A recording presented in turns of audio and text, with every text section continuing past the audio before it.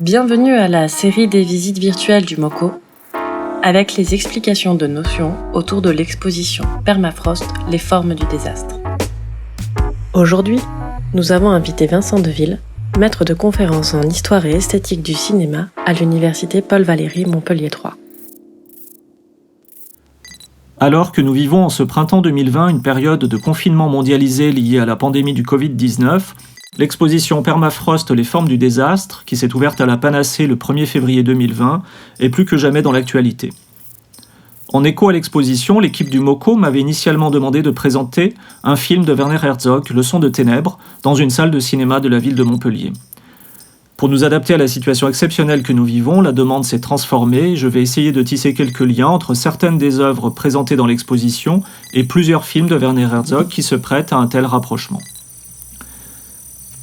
Werner Herzog est le cinéaste par excellence des formes du désastre, qu'elles soient individuelles, collectives, culturelles ou naturelles. On trouve dans ses films des personnages porteurs de projets délirants voués à l'échec, par exemple chercher l'Eldorado dans Aguirre et la colère de Dieu, construire un opéra dans la jungle dans Fitzcarraldo. On trouve aussi des catastrophes naturelles, les éruptions volcaniques imminentes dans La Soufrière, sous-titrées En attendant une inévitable catastrophe, ou les éruptions effectives dans Into the Inferno. On trouve encore des catastrophes de civilisation liées à l'industrie, à la colonisation, à la guerre. Fata Morgana, Écho d'un sombre empire, Leçon de ténèbres par exemple. On peut dire que c'est un cinéma qui est régulièrement traversé par des images de fin du monde et d'apocalypse.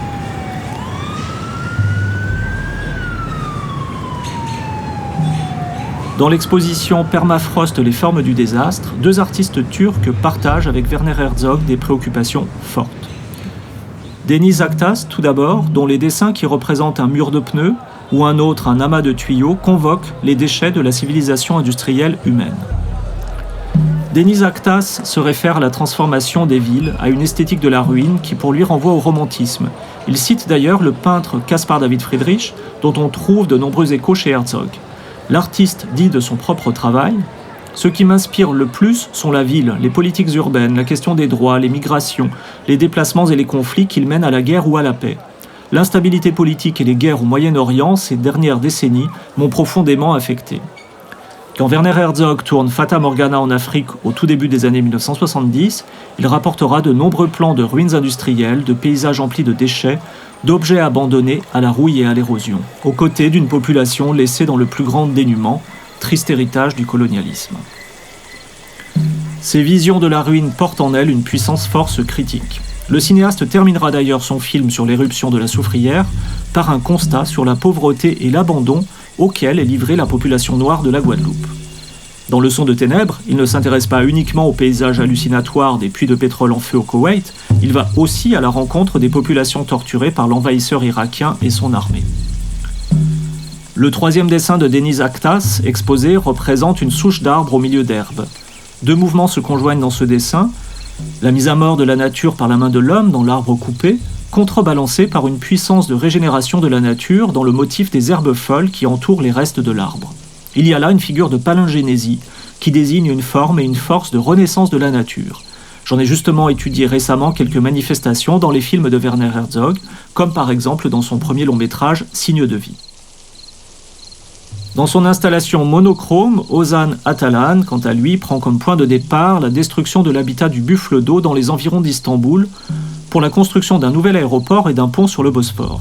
Parlant de son travail, l'artiste déclare « Vivant à une époque où nos angoisses existentielles nous éloignent de nous-mêmes, de notre vrai état et de la nature, ma principale préoccupation est de compenser les conséquences de cette aliénation. » Non seulement Fata Morgana de Werner Herzog multiplie les plans sur les cadavres d'animaux desséchés dans le désert, jouxtant les grands chantiers des compagnies occidentales, mais il s'ouvre sur une série d'atterrissages d'avions sur une piste d'aéroport, désignant là un lien direct de cause à effet.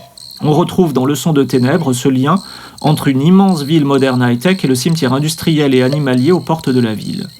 Avant de nous dévoiler un peu plus loin encore la vision infernale et la catastrophe écologique des puits de pétrole en feu. Dans l'exposition, on trouve d'autres échos d'une nature ravagée et d'une civilisation en ruine dans les œuvres de Michael E. Smith. Celui-ci parvient à créer des sauts temporels dans l'hybridation entre un fossile animal et un sac à dos contemporain, ou en présentant un objet quotidien, un clavier d'ordinateur, lui-même fossilisé en quelque sorte sous des flocons de céréales. Un même sentiment traverse ses œuvres et les films de Werner Herzog, l'humain est de passage. Ce qui est peut rapidement disparaître ou se trouver réduit à l'état de relique. Les dioramas de Dora Budor, qui enferment dans des chambres vitrées des pigments régulièrement soulevés par des vibrations, qui surviennent au rythme d'un chantier extérieur à l'exposition, nous font là encore inévitablement penser à Fata Morgana. Le diorama s'inscrit dans la tradition des boîtes d'optique. S'en approcher nous plonge dans une autre échelle, comme si nous assistions à une tempête de sable. Les dioramas de Dora Budor et les films de Werner Herzog jouent sur une confusion entre les échelles de taille. Dans Fata Morgana, en l'absence de tout référent humain, au gré de longs travelling filmés depuis un véhicule qui nous donne à contempler les formes sensuelles des dunes de sable, nous perdons tout repère spatial. Une confusion que Herzog reproduira au début de Leçons de ténèbres, évoquant en voix off des paysages de chaînes montagneuses dans la brume, alors qu'il filme en fait les ornières tracées dans le sol fumant par les pneus des camions. Cette confusion est également au centre du travail de Rochelle Goldberg pour l'exposition Permafrost, qui recrée tout un paysage miniature à partir de bols en verre recouverts d'un film plastique. On trouve encore chez Dora Budor et chez Werner Herzog un même goût pour les matières en suspension qui entretiennent un rapport à une vision immanente mais aussi transcendante, évoquant des contes, des légendes, des mythes. C'est particulièrement vrai dans un autre film de Werner Herzog, Le pays où rêvent les fourmis vertes, tourné en Australie et qui oppose sur un chantier d'extraction d'uranium le représentant d'un groupe minier anglais et la population locale aborigène qui a investi les lieux de croyances sacrées. Enfin, la série Planned Obsolescence, obsolescence programmée de Nicolas Lamas, raccorde avec un des films les plus récents de Werner Herzog, Lo and Behold, sous-titré Rêverie du monde connecté, consacré à la création d'Internet et à ses évolutions inquiétantes, comme la propagation des ondes à l'échelle de la planète, la diffusion incontrôlable et massive d'images problématiques ou le développement des intelligences artificielles.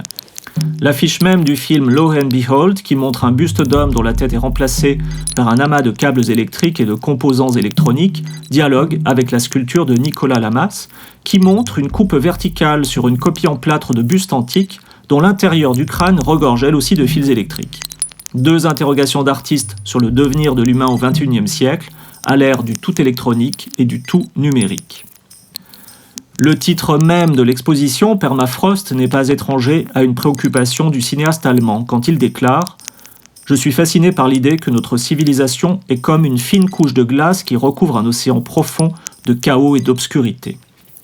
Que se passerait-il alors si cette fine couche de glace, elle aussi, se mettait à fondre ?»